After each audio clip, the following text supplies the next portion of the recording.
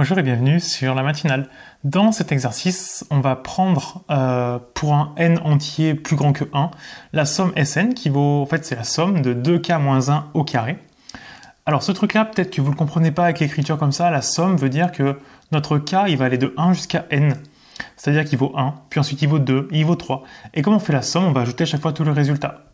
Pour l'exemple, S1, on va aller de k égale 1 jusqu'à 1. Donc on va faire juste pour k égale 1. Donc ça fait 2k, donc 2 fois 1, 2, moins 1, donc ça fait 1 au carré. Ça vaut 1. Si on faisait S2, on commencerait d'abord par k égale 1, donc celui qu'on vient de faire, ça vaut 1. Plus, on prendrait aussi le k où k vaut 2. 2 fois 2, 4, moins 1, 3, au carré, ça fait 9. On trouverait 10. S3, ce serait donc 10, tous ceux d'avant, et on rajouterait en plus n égale 3, donc 2 fois 3, 6, moins 1, 5, au carré, ça fait 25. Et on trouve 35. Voilà comment le comprendre. Et on doit montrer que cette somme, elle peut s'écrire n fois 2n moins 1 fois 2n plus 1 divisé par 3. Globalement, quand vous voulez montrer une formule avec des n, il n'y a pas 36 solutions, la démonstration par récurrence, ça marche très très bien. Ce qu'on fait, c'est qu'on va prendre une petite pause, essayez de le faire de votre côté. Pendant ce temps, je vous rappelle que sur la chaîne, je propose un exercice de maths de niveau fin de lycée chaque jour, parce qu'en maths, pour être bon, il ne faut pas en faire 5 heures d'affilée, par contre, il faut en faire très régulièrement, c'est comme en sport. Donc, si vous voulez progresser en maths, abonnez-vous à la chaîne, vous aurez de quoi faire tous les jours. Et si vous voulez aller encore plus loin, il y a mon programme Mathgenius, je vous mets tout en description. Ça vous permet de maîtriser parfaitement le programme de première et de terminale, d'avoir des super notes toute l'année, une excellente note au bac, de pouvoir choisir vos écoles après le bac, et en plus d'avoir une bonne base pour suivre les cours après le bac, donc c'est top. Allez-y, foncez, tout est en description. Et nous, on passe à la correction de ce truc-là. Une démonstration par récurrence, c'est en 3 étapes. La première, c'est ce qu'on appelle l'initialisation.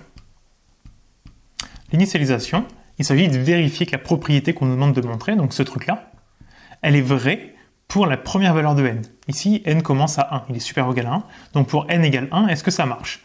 On a vu que pour n égale 1, Sn, il vaut 1. Maintenant, il faut savoir est-ce que ce truc-là vaut 1 aussi. Donc on a S1 qui vaut 1.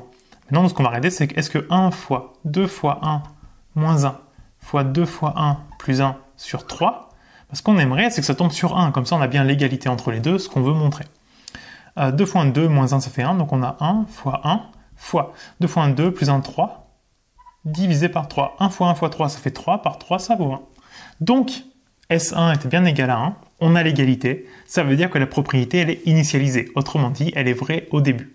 Maintenant, ce qu'on va faire, c'est qu'on va la supposer vraie à un endroit quelconque, pour un n qu'on ne connaît pas. Et on va voir on va essayer de voir, est-ce que si on est vrai à un endroit, est-ce qu'on est toujours vrai à l'endroit d'après?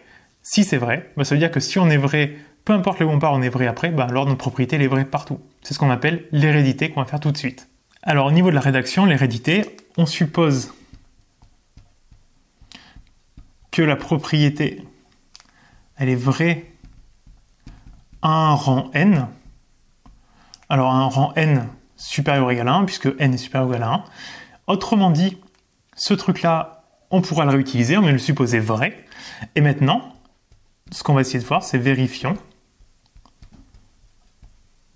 si elle est vraie au rang suivant, donc au rang n plus 1. Autrement dit, on va noter ce qu'on veut montrer, c'est Sn plus 1 qui devrait être égal à, on remplace tous les n par n plus 1, donc n plus 1 fois 2 fois n plus 1 moins 1 fois 2 fois n plus 1 plus 1 divisé par 3. Voilà ce qu'on doit montrer. Est-ce que c'est vrai? C'est ce qu'on doit faire. Quand on veut démontrer une somme, comme ça, par récurrence, il faut partir de ce qu'on a supposé. Nous, on a supposé que Sn s'écrivait comme ça. Et ce qu'on veut montrer, c'est calculer Sn plus 1. Donc Sn plus 1, si vous vous souvenez ce qu'on a vu tout à l'heure, d'après la formule de départ, c'est Sn. S3, c'est S2 plus au numéro 3. Et bien là, ça va être Sn plus, en fait, pas la somme, puisque la somme c'est tout ce qu'il y a avant, mais juste cette valeur-là. Donc 2 fois n plus 1 moins 1, puisqu'on l'a fait au numéro n plus 1, au carré. On aura tout ça. Et puis Sn, on a supposé qu'il valait ce truc-là, donc on aura n fois 2n moins 1 fois 2n plus 1 sur 3, plus, à côté, on va développer à l'intérieur 2 fois n, donc ça fait 2n, 2 fois 1, ça fait 2, moins 1, ça fait 1, plus 1, au carré. On aura tout ça. Ce qu'on va faire, comme au final, on veut montrer un truc qui est sur 3, on va mettre tout le monde sur 3, ce sera beaucoup plus simple. Donc là, la première fraction, on n'y touche pas, elle est déjà sur 3, 2n moins 1 fois 2n plus 1 sur 3, plus l'autre à côté. Ce qu'on peut faire, c'est peut-être déjà même la développer, et puis la mettre sur 3.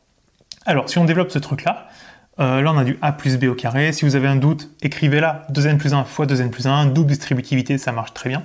Sinon, a plus b au carré, ça fait a au carré, donc 2n au carré qui fait 4n au carré, plus 2 fois a fois b, ça fait donc plus 4n, et le 1 au carré plus 1. Et tout ça, on veut le mettre sur 3, mais j'ai pas le droit de l'écrire comme ça gratuitement, le diviser par 3, il faut que je compense. C'est-à-dire que j'ai multiplié tout le monde en haut par 3.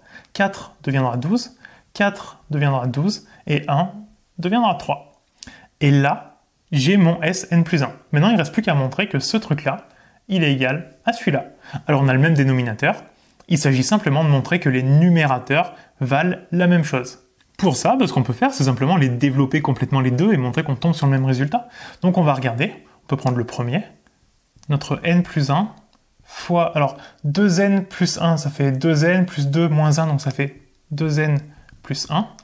Et l'autre à côté, ça fait 2n plus 3. Quand on développe un peu rapidement.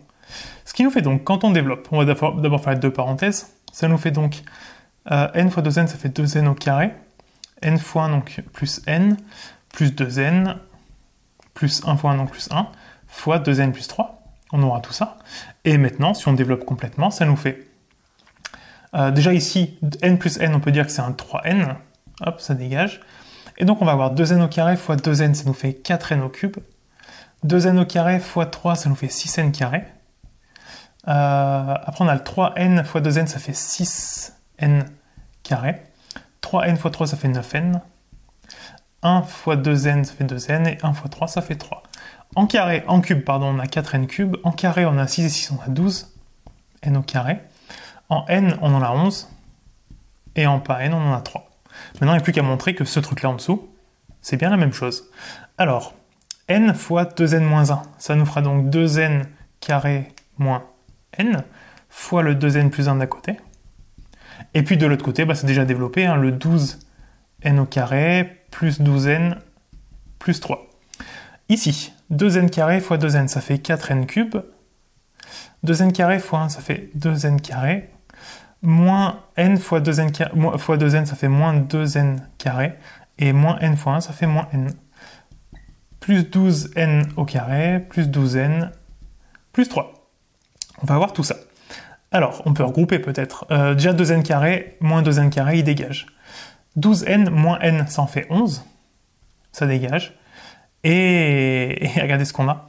4n cube, 4n cube. 12n carré, 12n carré. 11n, 11n, 3, 3. Donc, notre résultat qu'on vient de trouver ici, il est égal à ce qu'on voulait.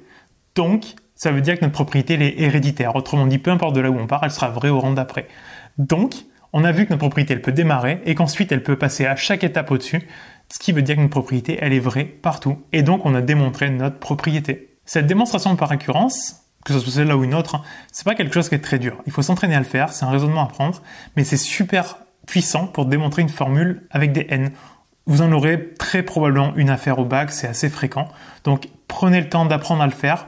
Ça peut vous rapporter des points parce que c'est vraiment pas très compliqué. Si ça vous a plu, n'hésitez pas à me le dire en commentaire et laissez-moi un petit pouce bleu, ça permet juste de dire merci, ça fait plaisir. Et je vous dis à demain pour une autre vidéo.